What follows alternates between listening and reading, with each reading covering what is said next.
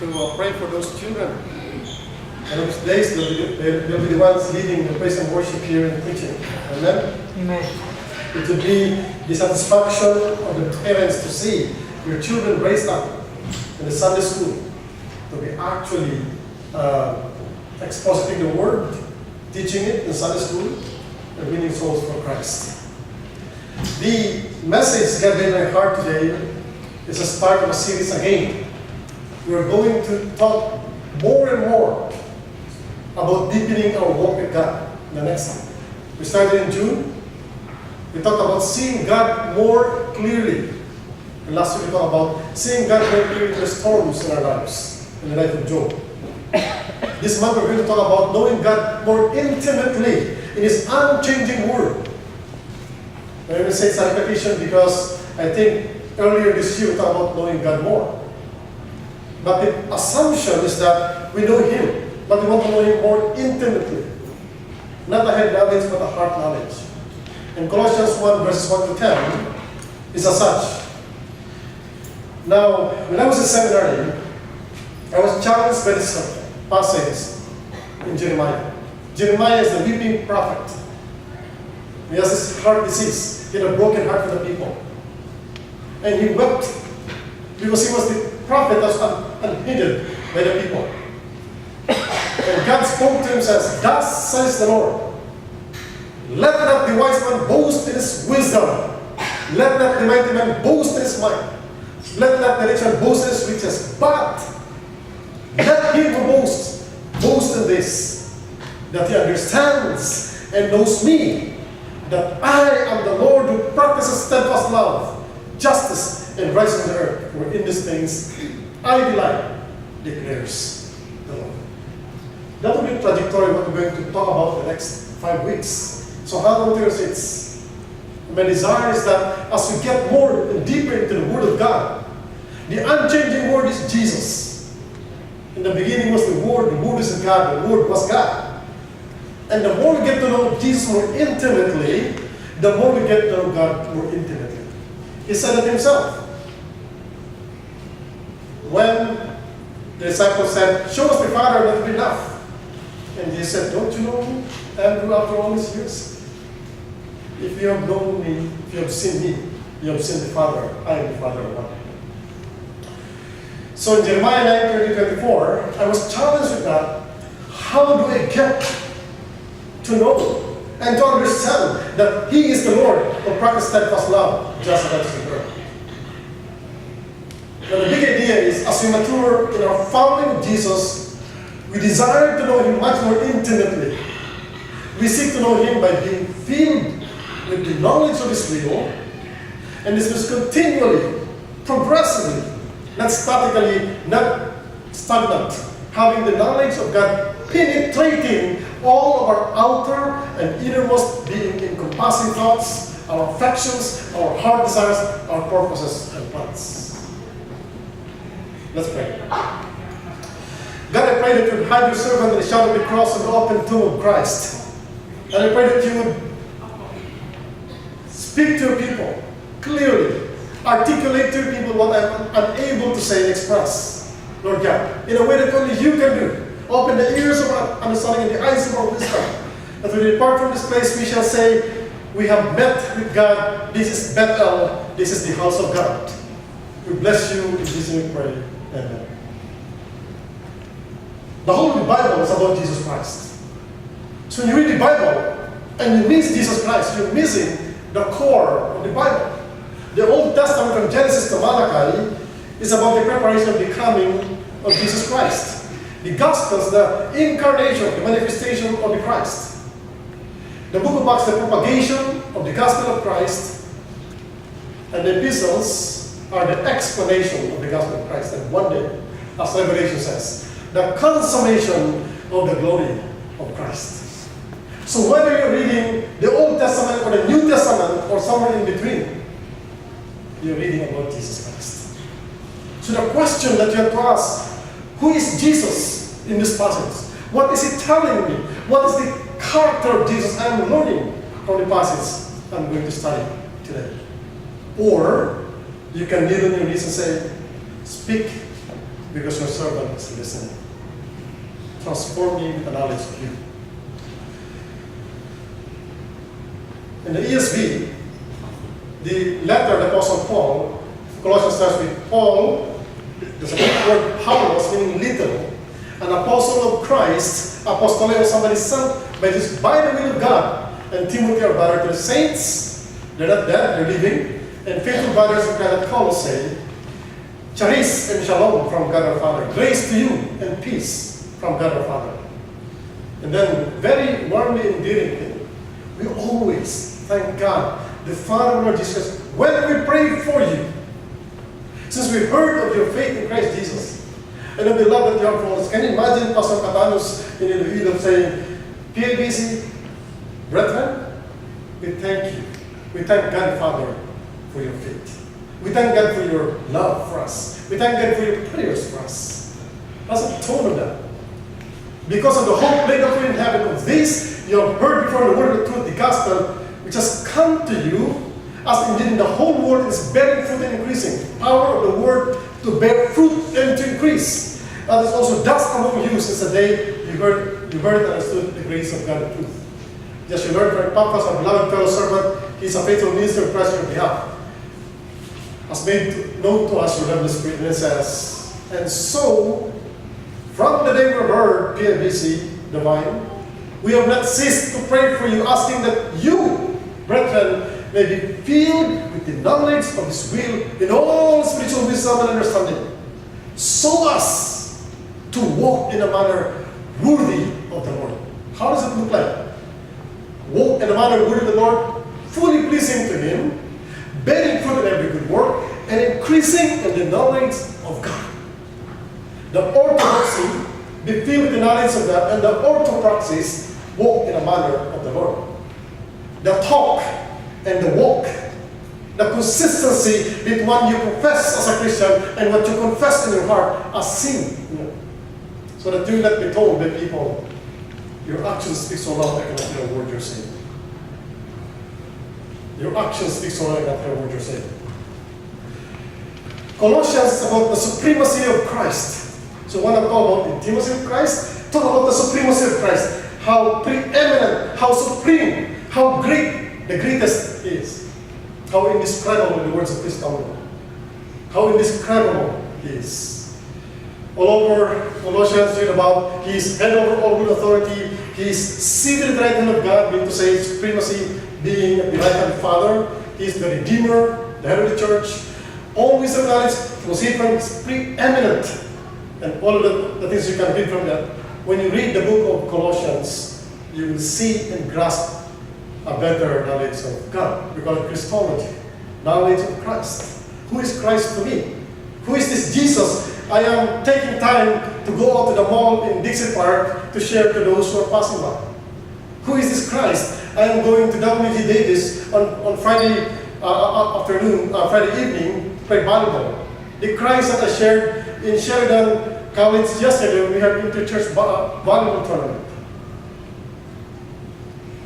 Colossae is a very minor city between two great cities, Hierapolis and Laodicea.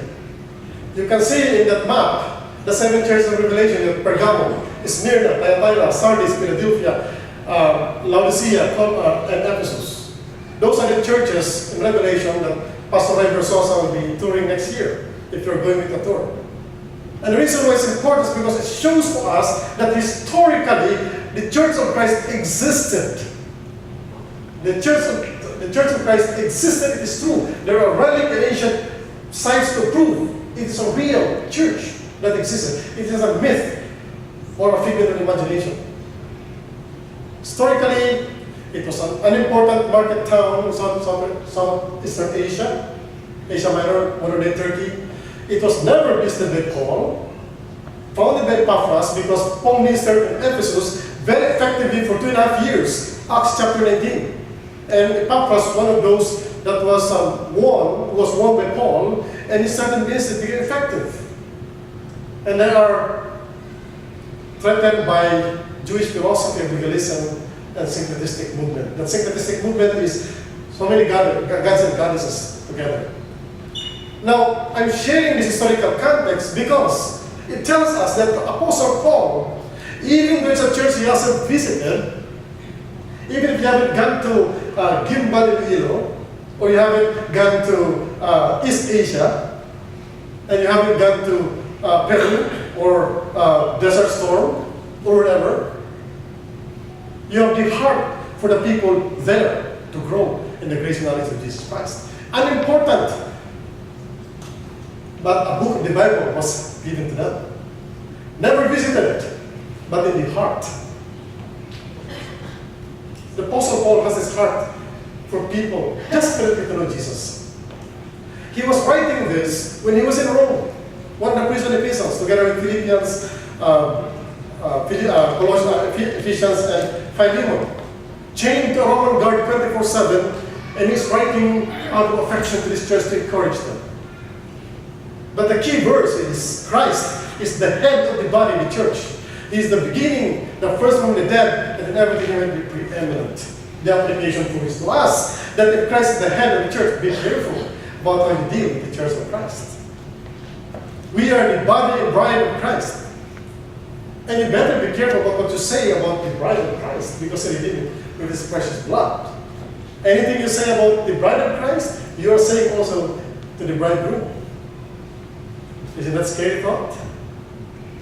That's so if you want to be more intimate with Jesus, be more involved with his church. You get more involved with his bride. It is an apologetic letter. It's an inspiring presentation of the supremacy and preeminence of Christ. High Christology in cosmic redemption. Cosmic redemption means like he trumped the powers, the evil powers. If you're struggling with sin and bondage and darkness, read about Colossians 2:15 where it says that Jesus trumped the fallen powers and principalities. We call that Christus Victor, the victorious Christ. He not only died on the cross, but he rose again. He showed death as no hold on him. It's pastoral, warm and endearing letter. It is missionary. It encourages people to express a bold expression of affirmation for preaching the gospel and proclaiming Christ. More intimate knowledge of Jesus. In Colossians chapter 1 talks about God's Son, Jesus, the object of the Christian faith.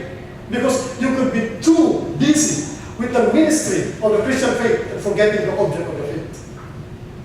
You could be so involved with a lot of works in the church, forgetting the object, the head of the church. He's the Redeemer that makes you always grateful. On Carol Day, we are grateful for this land that was given to us free, where we can freely meet together. We have our own building. We can talk about our faith and hopefully win others to Christ. But why is that? Because there's a Redeemer who took us out from darkness into this marvelous light. It's the image of the invisible God. You can see the invisible God, but when you see the image of Jesus, you see the God created you. First from all creation. And here's what I like most. The reconciler of all things on earth or in heaven. Just this week, it saddened my heart to read about a president who said that God is stupid because why would he create humanity and cause them to fall? And that's pretty blatant heresy and apostasy. And I'm just scared for what God will do. He did it to Nebuchadnezzar.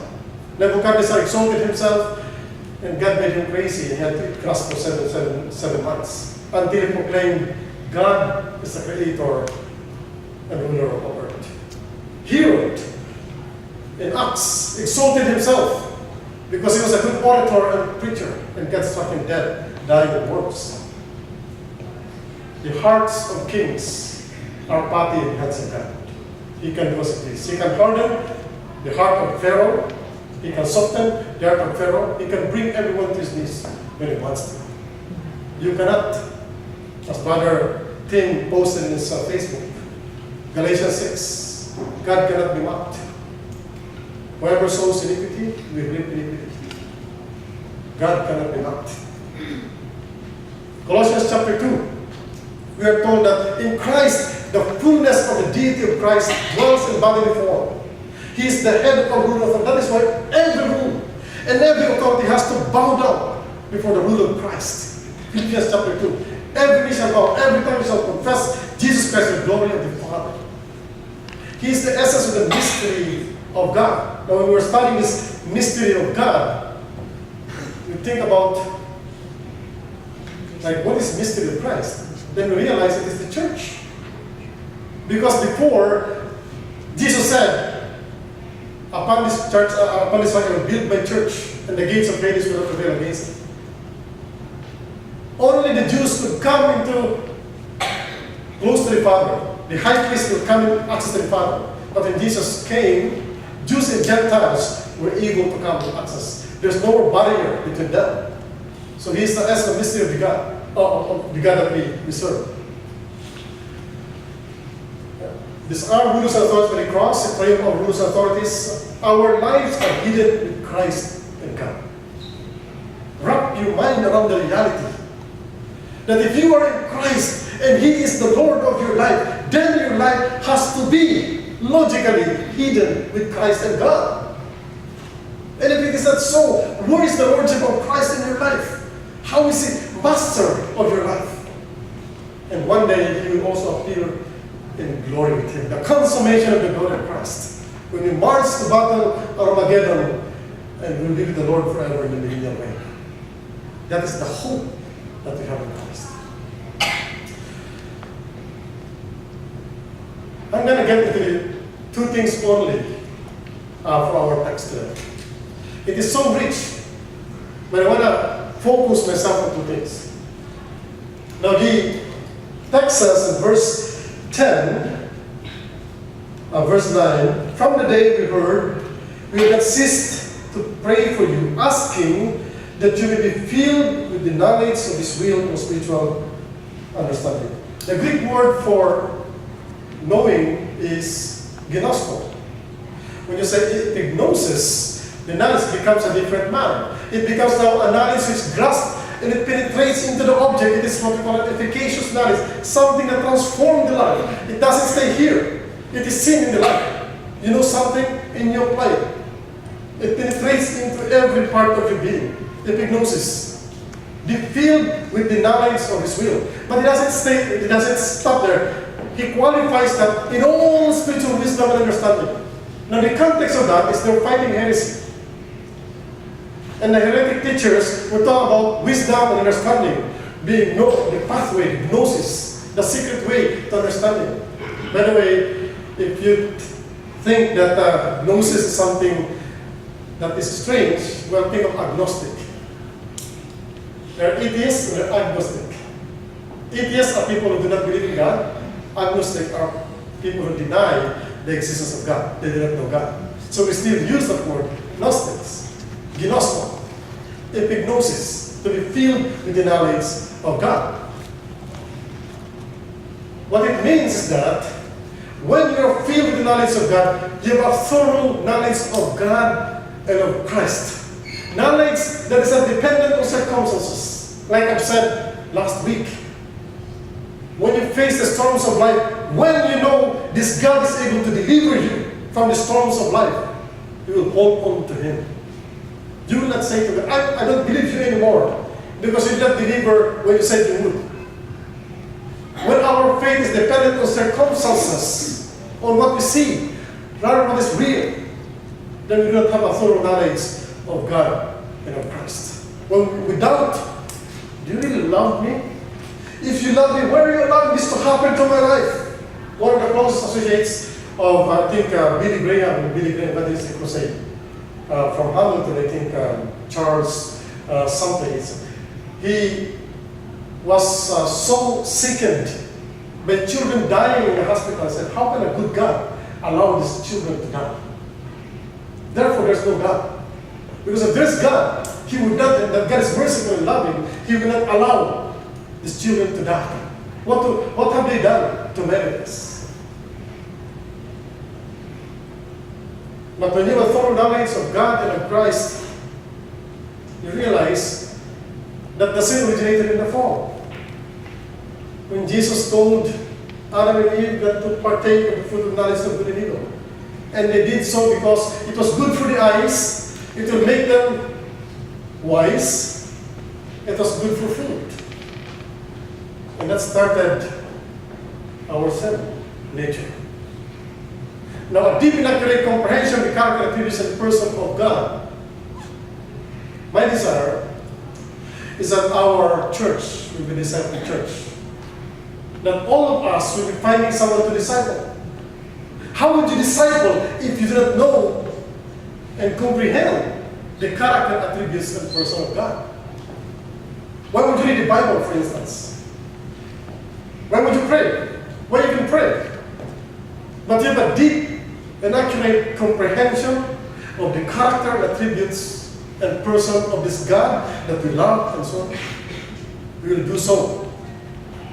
Not only because we are rewarded for doing that, but also because He has loved us with an everlasting love. It is simply an expression of your gratitude when you realize how deep the love this God has for you, that He would give His only Son to die for your sins on the cross. I was sharing in the Sunday school class this morning about Joseph when he was confronted with Potiphar's wife. And Potiphar's wife said, "Come lay with me. You're a handsome young man. You're young. Come lay and sleep with me." And Joseph, there was no Ten Commandments at the time that said, "Thou shalt not covet thy neighbor's wife." And Joseph said, "God has been good to me. How can I sin against this God?" Deep comprehension of the character of God. God is a good, good Father. That's who He is. How can I sin against Him? I am His Son. That's what I am. The attribute and person of God. One of the things that we talk about is sovereignty of God. God is sovereignly in control of all things that happen in your life, so much so that there's nothing irreversible before God. Nothing is irreversible before God because everything is in His sovereign grace. That is why Paul said with confidence, "I know that everything works together for good to those who love God." To those who love, to me who love God. To me who has been called according to His purpose. I know that. I am confident. I am persuaded. What can? Because he knew the person of God. That knowledge is foundational to all Christian character and conduct. The more you get to know the sovereignty of God, the graciousness of God, that He is a gracious God, that all things you get are by grace alone, through faith alone, in Christ alone, the more you are beholden to Him, the more you are grateful to Him. And the faithfulness of God, as we have affirmed in that song. Two songs that we sang today from Lamentations 3:22-23. Because of the Lord's great love, we are not consumed. His compassions fail it not, they are new every morning. Great is your faithfulness. The weeping prophet Jeremiah was writing this as he was seeing the destruction of Jerusalem and the dying of the nobles and the people.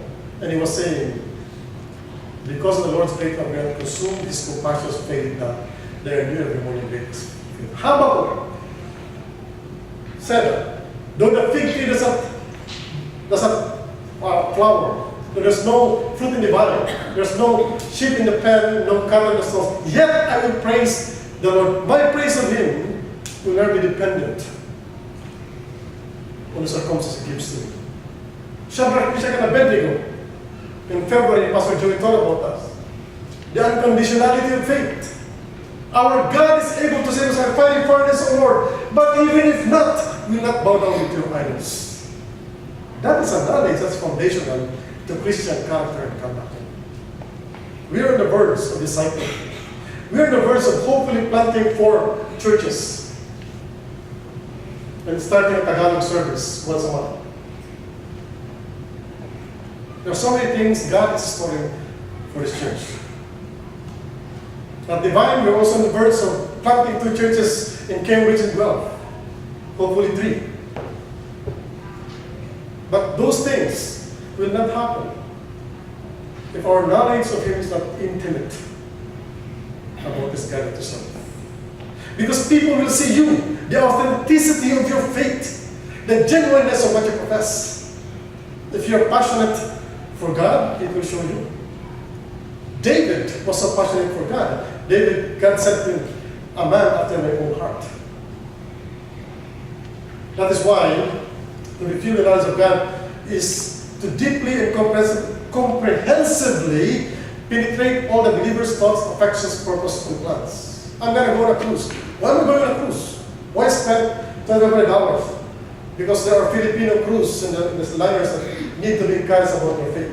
Right, Brother Albert? Because there are people there that need to know Jesus. And wherever the gospel is preached, I will go there. Let the Lord provide for that. Why would we plant a church at Aldo? Because so many Filipinos moving in that area. And there's not a Filipino church there yet.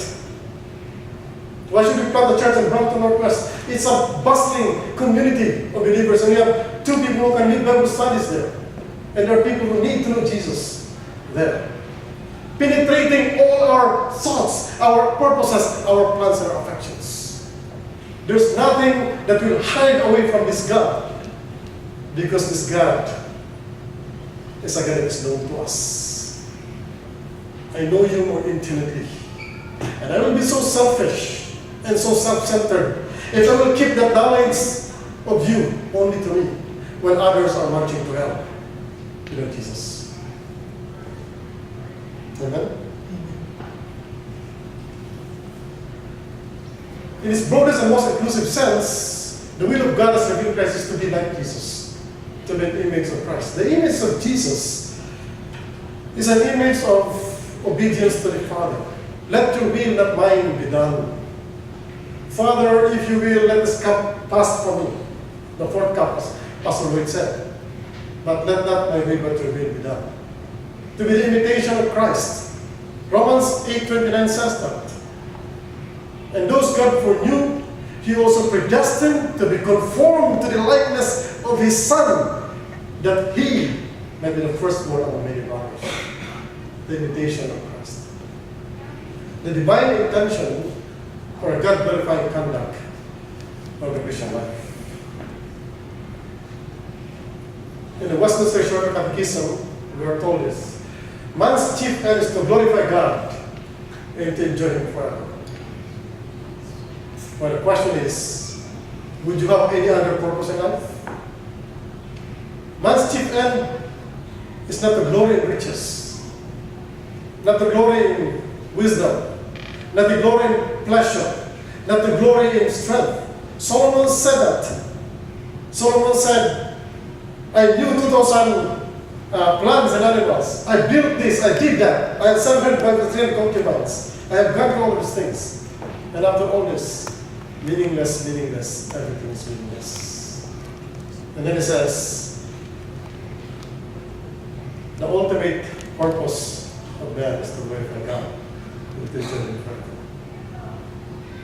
When you are walking intimately with this God, you will enjoy Him forever. 4 of our members will be getting married this July or almost in September. And they're looking forward to that, being one in Christ, in marriage. And they're probably treasuring every moment that they're together. We are married to Christ, the bridegroom. Are we enjoying our times with Him? Our times with Him, not times of hurried times. We try to fit in 15 minutes of daily bread reading. Or 5 minutes of prayer time. 2 minutes at breakfast, 2 minutes at lunch, 1 minute of dinner. How are we enjoying this God in our lives moment by moment? Because perchance today, He can come and He will come. Perhaps today, everything forever. Or perhaps today, a diagnosis will come that will disable us from doing things we're supposed to do. Glorify God, we enjoy Him forever. From the text, the Apostle Paul said, we have not ceased to pray for you. We prayed for you unceasingly. We continue to pray for you. We never stop praying for you. So one thing we can do, if we want to know God intimately, us, our fellow believers, to pray for us to be filled with the knowledge of God. I wish I could see that in our prayer warriors. Brothers and sisters, pray for me that I'll be filled with the knowledge of God. You see all of this prayer requests, but brothers and sisters, please pray for me that I will get to know God more. I will get to love this God more. But the Apostle Paul said that only to be filled with the knowledge of God, but to be filled with the knowledge of the will of God. And we always say that we'll go to this, God willing, if the Lord wills, in accordance with God's will. Well, God's will is for us to glorify Him and enjoy Him forever. But not only that, don't stop there. Go to all spiritual wisdom and understanding. How am I deepening my wisdom? How am I becoming wise and understanding spiritually of the things that are happening in my life? And secondly, the Apostle Paul said in the text,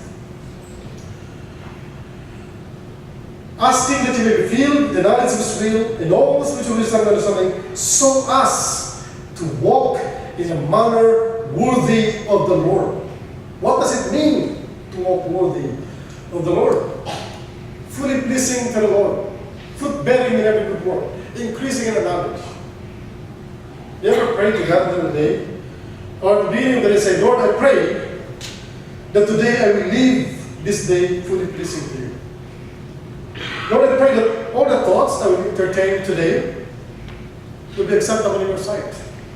Lord, I pray that all the words I'm going to say to my co-workers, to my neighbors, to my friends, will not be words of curses, but words of blessings and encouragement. Lord, all the actions I'm going to do today will not be mediocre. I will not just do my stuff grading on a curve, on an average, but I will do excellently because you've said in your word, whatsoever you do, do it all for the glory of God. Fully pleasing to Him. Lord, my desires, are they desiring for you or coveting something else? Am I coveting things, material I don't have? You've given me 1, 2, 3, 4, 5, 1 wife, 2 kids, 3-bedroom house, 4-wheel car, a 5-digit salary, and I want more. What are the desires of my heart? Are they attuned to you? Am I bearing fruit in my character and in winning souls to Jesus? And in my good work?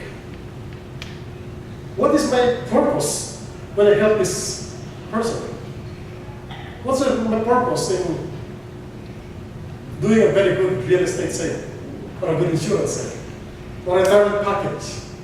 Is it to make money or to glorify God in what He's giving me? How am I increasing in the knowledge of God? I just wrote a blog post of a former member of his church, Ate Leonor Manaloto. She is now retired and she goes to the Philippines, to Bataan, to minister to kids. And she shared about these 8 things that an 8-year-old boy was asked. The first question she asked was, if you were today tonight, where will you go? And the boy said, I'm going to go to heaven. And she said, are you sure? How come you're sure? Oh yes, because I have Jesus in my heart. And Jesus loves me. So, what else do you know about that? When I'm a sinner, I cannot go to heaven except with Jesus. And why is that? Well, because God is a perfect God. This is an 8-year-old boy increasing in the knowledge of God. He doesn't stop with that. Jesus loves me, this I know, for the Bible tells me so. He goes to, I keep falling in love with Him over and over again. He gets sweeter and sweeter as the days go by. Oh, what a wonderful love within the Lord and I. He goes to the song, Lord, I come to you, the power of your love.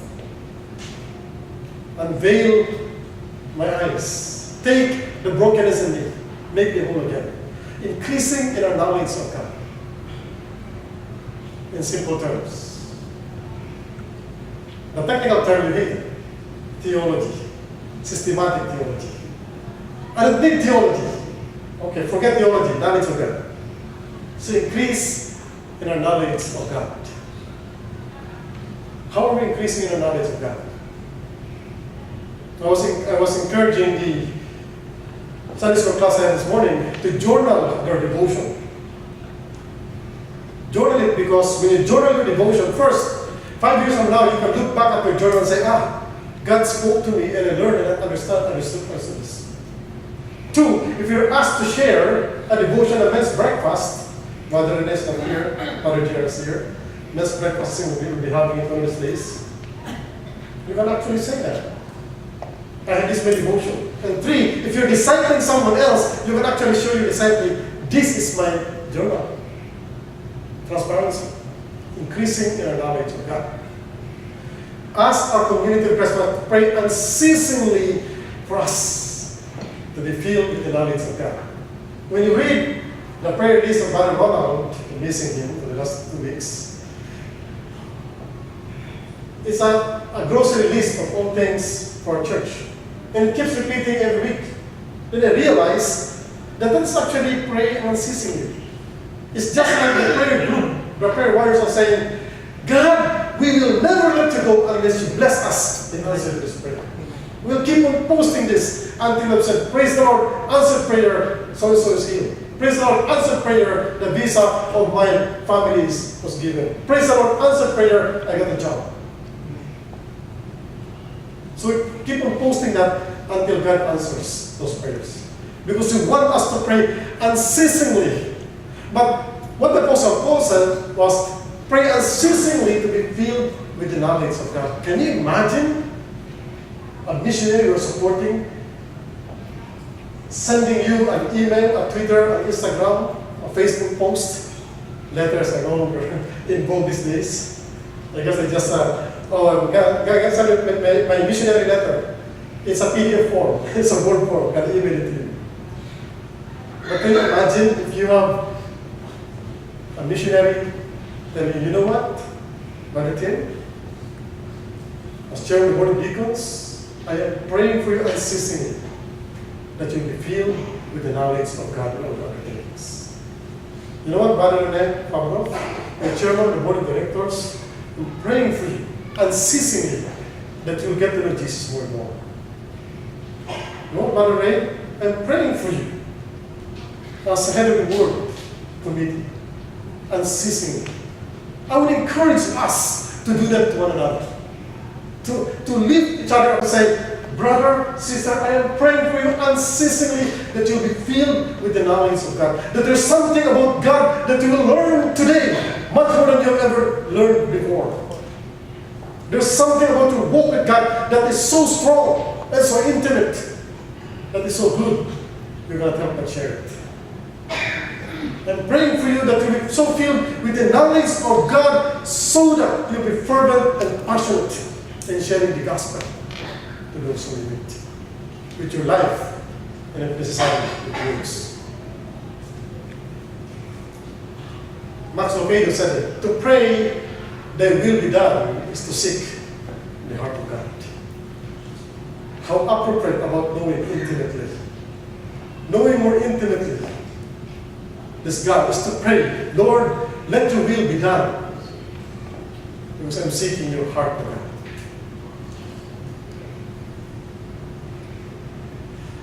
Desiring to have your more intimate knowledge of God starts to exercise diligence and consistent personalism. How are we seeking more depth and intimacy of our knowledge of God individually and as a community of believers?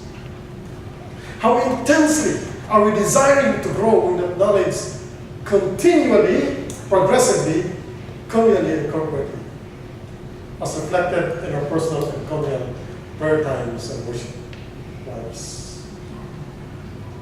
That psalm that Brother Emmanuel read to us said, the Lord, the El Shaddai is my light and my salvation. Whom shall I fear? The Lord is a stronghold of my life. Of whom shall I be afraid? Then it says, one thing have I asked of the Lord, that will I seek after, that I may dwell in the house of the Lord all the days of my life, to gaze upon the beauty of the Lord and to inquire His name. All I want to do for the rest of my life is to gaze at the beauty of the Lord. So even so, come Lord Jesus, take me today and meet you. That's intimacy of knowledge of God. Is that the thing that we desire most? If all things were taken away from us, the family we value so much, the houses we built with blood, sweat, and tears, the career we have retired on, the finances we have on the belt, the reputation of our people, if all these things will be taken away from us, can we say just like David, one thing have I asked of the Lord, that I may dwell in the house of the Lord forever. My greatest satisfaction is the greatest glory of God. The more God is glorified, the more I am satisfied. I pray as we continue studying this. Next week, we'll be celebrating 31 years of Peel International Baptist Church. 31 years of faithfulness. Many churches have come and gone. Peel, through the ups and downs, the blood, tears, and sweat, upheavals here and there, from 1987 to the present, has been maintained by God. Do we desire to know this God more intimately in the days, years ahead? In His unchanging word. Are we committed to pray fervently, passionately, and unceasingly for each other, individually and communally, that we may know and understand the will of God in our lives? Is that the thing that makes us tick?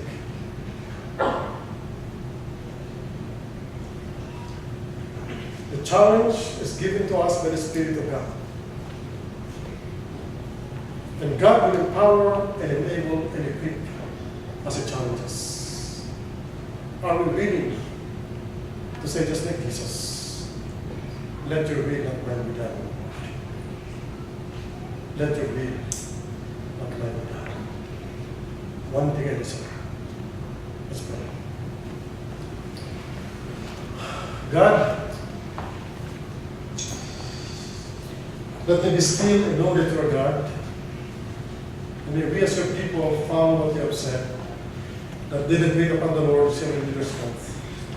They shall mount up on wings as eagles, they shall run and be weary, they shall walk.